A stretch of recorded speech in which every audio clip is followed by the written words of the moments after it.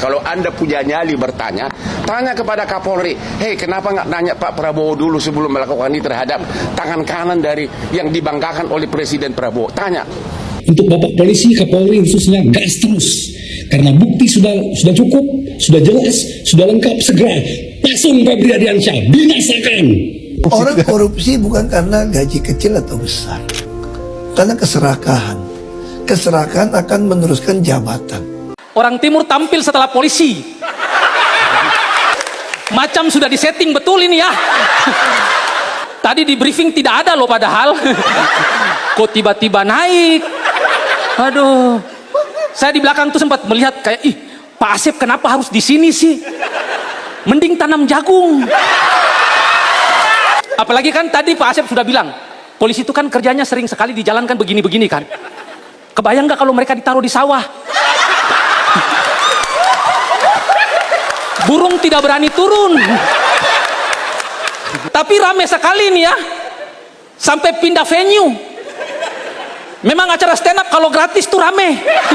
Tahu begini kan mending ada tiket berbayar ya. Biar penampil juga dibayar gitu. Saya ralat sedikit tadi yang dibilang sapi itu. Sebetulnya kami tidak dibayar di sini. Dibayar pakai kaos katanya. Macam tidak seimbang dengan resiko yang kami terima. Tidak seimbang. Nama acaranya saja OTT, Operasi Tangkap Tawa. Kalian yang tertawa, kami yang ditangkap. Tapi karena saya orang timur, saya harus tetap berani di sini. Harus berani. Karena menurutku ya, dari semua penampil tadi itu, saya sebagai orang timur menganggap paling cocok orang timur itu jadi mitra KPK. Paling cocok di bagian perampasan aset. Ya kami, ahlinya kami itu. Tidak perlu ada pelatihan-pelatihan. Tidak perlu. Sudah terlatih dari lahir. Sudah terlatih kami. Ayo deh, mana koruptor yang asetnya mau disita sini. Mau siapa deh koruptornya? Nggak takut kami. Kecuali yang koruptornya orang timur. Itu effort lebih itu. Effort. Tapi jangan menganggap orang timur tidak korupsi. Kalian pasti ingat betul ya kejadian di tahun 2023. Ada orang timur pernah di Kominfo. Dan korupsi BTS, pemancar sinyal. Saya kayak, kok bisa orang timur kepikiran korupsi pemancar sinyal? Sedangkan di kampung masih banyak orang yang cari sinyal naik-naik pohon. Kok bisa dia kepikiran korupsi? Dan menurut data yang saya baca, nominal yang dia terima itu sekitar 15 miliar. Fun fact-nya, 10% dari 15 miliar ini, 1,5 miliar itu disumbangkan ke gereja. Saya dalam hati kayak, korupsi tapi masih ingat perpuluhan ya. Tapi saya tuh merasa kayak apa ya, orang-orang tuh tidak takut untuk korupsi karena mungkin ancaman hukumannya tuh kayak biasa saja begitu, tidak bikin efek jera. Jadi saya menyarankan itu, kalau ada korupsi tolong kasih hukuman yang sesuai dengan kasus yang dia lakukan. Kayak ada orang korupsi EKTP, kasih hukuman suruh dia hafal NIK 1 kabupaten. Coba, saya yakin baru 1 kelurahan sudah nyerah itu dia. Nyerah. Terus apa kasus yang baru-baru ini, korupsi MBG, hukumannya cukup ditempelin pakai semangka tipis. Tidak sakit sih, tidak sakit, tapi tetap merah. Korupsi itu susah sekali diberantas begitu ya. Padahal KPK ini kan berdiri sudah lama sekali ya, tapi korupsi tidak hilang-hilang. Saya tuh punya pemikiran kayak semenduga-duga nih, jangan-jangan salah di nama KPK, Komisi Pemberantasan Korupsi. Ada kata komisi di dalamnya. Kayak rentan disalahgunakan sama oknum kan. Pas mau OTT orang tuh kayak, saya kasih kamu pilihan, mau kasih saya komisi atau saya berantas korupsimu. Tapi selain dari nama, bisa juga dari tagline. Kayaknya tagline KPK itu kurang greget. Berani jujur hebat. Kayak tagline deterjen. Berani kotor baik. Karena menurutku ya, korupsi itu nilainya tidak tanggung-tanggung. Kerugian negara besar sekali. Bagi yang masih ingat, yang paling besar menurutku itu di tahun 2024, korupsi timah ditaksir kerugian negaranya itu 271 triliun. Sebagai orang timur saya merasa 271 triliun, kalau negara tidak merugi sebanyak itu, duit ini harus bisa dipakai untuk menyelamatkan pengangguran di NTT. Karena di tahun itu pengangguran NTT jumlahnya 107.000 orang dan UMR pada saat itu 2,1 juta. Artinya kalau 271 triliun ini kita kasih ke 107.000 pengangguran dengan standar UMR NTT 2,1 juta, kita bisa gaji mereka sampai 100 tahun. Artinya apa? Secara tidak langsung negara sudah mencegah 107.000 pengangguran di NTT untuk tidak ke Jakarta menjadi debt collector. Kebayang nggak kalian hidup 100 tahun tidak ada debt collector? Istimewa sekali itu pasti kan. Kayak naik motor yang masih nunggak bisa sambil freestyle tuh. Yo, oke teman-teman, selamat datang kembali di channel ini. Kasus dugaan korupsi ex Jampitsus Febri Andriansah dilimpahkan ke Kejaksaan Agung. Upaya melokalisir pelaku. Nah, teman-teman, kasus Febri Andriansah ini masih menjadi perbincangan yang sangat-sangat dahsyat di kalangan netizen, teman-teman. Apalagi setelah Hotman Paris menjadi pengacara dari Febri Andriansah, maka ya semakin menarik untuk kita ikuti bersama. Ada apa dengan Hotman Paris? Ya, di mana di mata masyarakat itu, teman-teman, bahwa Febri Andriansah ini adalah seorang koruptor. Nah, sehingga ketika Hotman Paris, teman-teman, menjadi kuasa hukum Febri Andriansah, maka tentu masyarakat menganggap bahwa Hotman Paris ini memberikan pembelaan terhadap koruptor ya yang diduga koruptor. Kenapa? Ya karena Febri Andriansah sudah jadi tersangka yang dilakukan atau hasil penyelidikan dari kepolisian. Nah, tentu ya, Hotman Paris memberikan satu pembelaan hukum kepada Febri Andriansah. Nah, makanya semakin heboh ketika Hotman Paris, teman-teman, muncul dalam kasus Febri Andriansah ini. Ya, memang teman-teman bahwa negara kita ini tidak akan maju kalau misalnya korupsi itu tidak bisa diberantas. Kalau tidak bisa dicabut sampai ke akar-akarnya. Nah, itulah yang sering disampaikan oleh Pak Ahok atau Basuki Cahayapurnama bahwa akar masalah dari negeri ini adalah masalah korupsi. Ketika korupsi sudah diatasi, maka semuanya bisa berjalan dengan baik. Baik itu program-program pemerintah, kebijakan pemerintah, keadilan sosial bagi seluruh rakyat Indonesia itu bisa diwujudkan ketika korupsi sudah diatasi.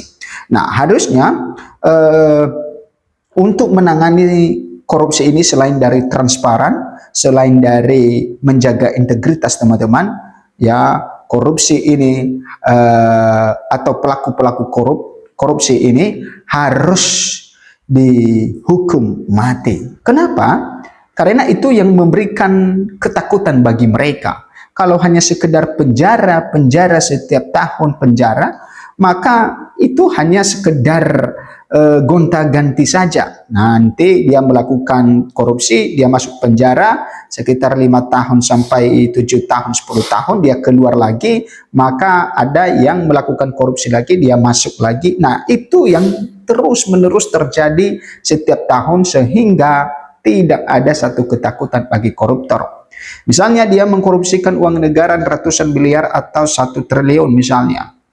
Maka kalau dia dihukum penjara 5 tahun, teman-teman, maka dia masih untung. Ketika dia sudah selesai menjalani ya masa tahanan itu, maka dia kembali menjadi masyarakat biasa, dia sudah kaya raya dari hasil korupsinya itu. Makanya sangat penting sekali bahwa korupsi itu harus diberantas dan dimiskinkan serta dihukum mati. Oke, kita lihat di sini bagaimana kasus Febri Andriansah ini, teman-teman, karena ini semakin heboh ketika kepolisian menyampaikan perkara ini atau ya mengalihkan perkara ini ke Kejaksaan Agung. Penanganan kasus ex Jampitsus Febri Andriansah sebagai pertaruhan wibawa negara hukum. Ya, memang karena Febri Andriansah adalah ya kejaksaan muda, teman-teman. Jadi dia adalah salah satu petinggi. Ya, yang di atasnya adalah Jaksa Agung, yaitu ST Burhanuddin. Penghormatan terhadap jabatan tidak boleh ditafsirkan menghambat proses maupun sebagai kekebalan terhadap hukum. Esensi negara hukum memastikan tidak ada orang yang berada di atas hukum. Teman-teman, penegakan hukum terhadap dugaan perkara tindak pidana korupsi yang menjerat ex-jaksa muda tindak pidana khusus Jampitsus Febri Andriansyah dipenuhi drama. Kejaksaan Agung sempat meralat status Febri dari tersangka menjadi saksi dan terakhir kembali lagi jadi tersangka. Narasi yang berkembang terakhir, teman-teman, juga disorot, antara lain soal penggeledahan di sejumlah titik termasuk kediaman Febri. Nah, akademisi Fakultas Hukum, teman-teman, Universitas Trisakti FHU Sakti, Asmi Syahputra, melihat ada pandangan yang mempersoalkan tindakan penggeledahan kepolisian terhadap Febri, bahkan mengaitkan tindakan tersebut dengan dalih penegak hukum harusnya lebih dulu mendapat persetujuan atau izin presiden. Narasi itu perlu diposisikan secara proporsional dalam perspektif negara hukum sehingga tidak menimbulkan kekeliruan berpikir dan kesalahpahaman terhadap prinsip-prinsip penegakan hukum. Teman-teman, mengacu pada prinsip negara hukum, penghormatan terhadap jabatan tidak boleh ditafsirkan menghambat proses maupun sebagai kekebalan terhadap hukum, kata Asmi di konfirmasi Senin. Nah, teman-teman, Asmi menegaskan bahwa jabatan merupakan instrumen penyelenggaraan negara, sedangkan hukum alat penjaga keadilan bernegara. Ketika jabatan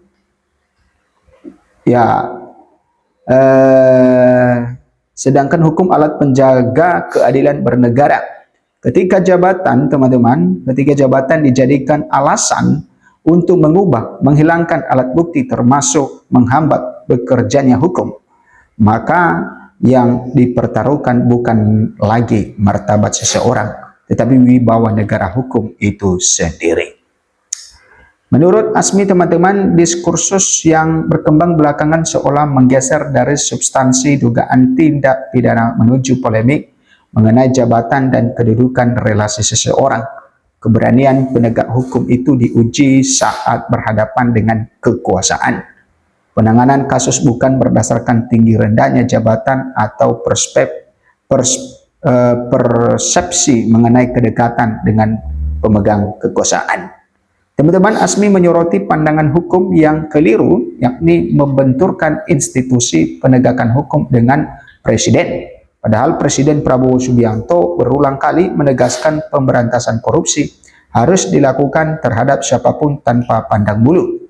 Sepanjang tindakan penegakan hukum dilakukan berdasarkan kewenangan yang sah, alat bukti yang cukup, dan prosedur hukum yang berlaku, tindakan tersebut justru merupakan pelaksanaan komitmen aparatur negara dalam memberantas korupsi, bukan penyimpangan dari kehendak presiden. Nah, kemudian teman-teman, penghormatan terhadap jabatan tidak boleh ditafsirkan menghambat proses maupun sebagai kekebalan terhadap hukum. Esensi negara hukum memastikan tidak ada orang yang berada di atas hukum.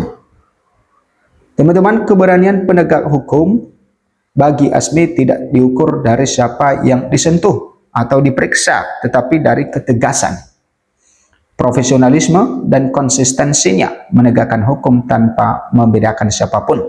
Esensi negara hukum memastikan tidak ada orang yang berada di atas hukum. Jabatan merupakan amanah konstitusional yang harus dihormati, tetapi tidak pernah ditujukan sebagai tameng untuk menghindari proses hukum. Apalagi terhadap dugaan perbuatan dan keadaan adanya peristiwa tindak pidana yang diproses sesuai ketentuan hukum.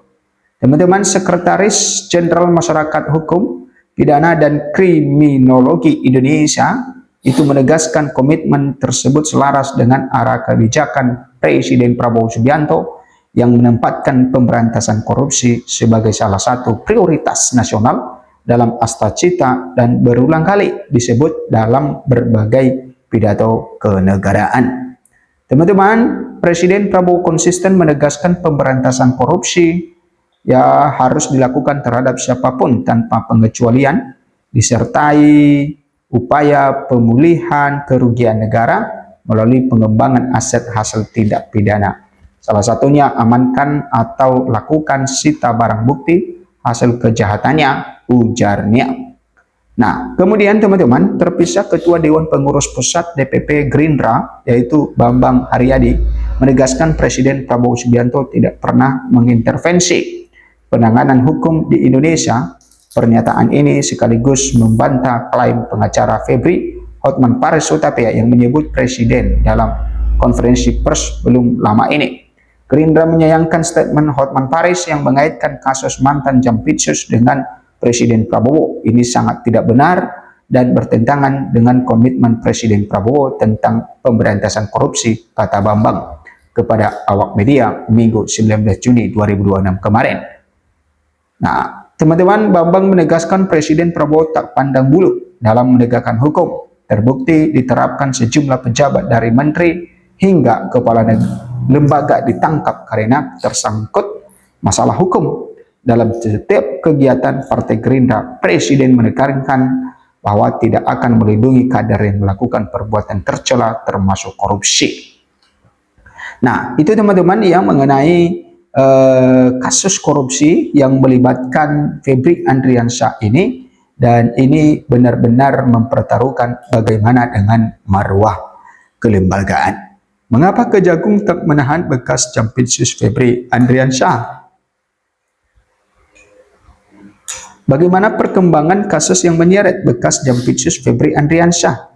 Bekas Jaksa Agung Muda Tindak Pidana Khusus Febri Andriansyah akhirnya diperiksa Kejaksaan Agung Jumat 17 Juli 2026, 7 hari setelah Polri melimpahkan kasus dugaan rasuah Kejagung. Selama lebih kurang 11 jam, Febri dimintai keterangan sebagai tersangka perkara dugaan korupsi dan tindak pidana pencucian uang terkait penanganan kasus PT Asabri, pengadaan batubara PT PLN, dan PT Krakatau Steel. Pada hari yang sama, Korps Pemberantasan Tindak Pidana Korupsi, Polri dan Polda Metro Jaya juga menyerahkan seluruh berkas perkara serta barang bukti termasuk tersangka lainnya yakni Don Rito kepada penyidik kejaksaan. Nah, teman-teman, ya kita mengharapkan supaya ya setiap lembaga-lembaga penegakan hukum bisa menjaga integritasnya. Jangan sampai seperti yang dilakukan oleh Febri Andriansyah ini sehingga ya kepercayaan terhadap kejaksaan semakin menurun gara-gara ya kelakuan yang dilakukannya.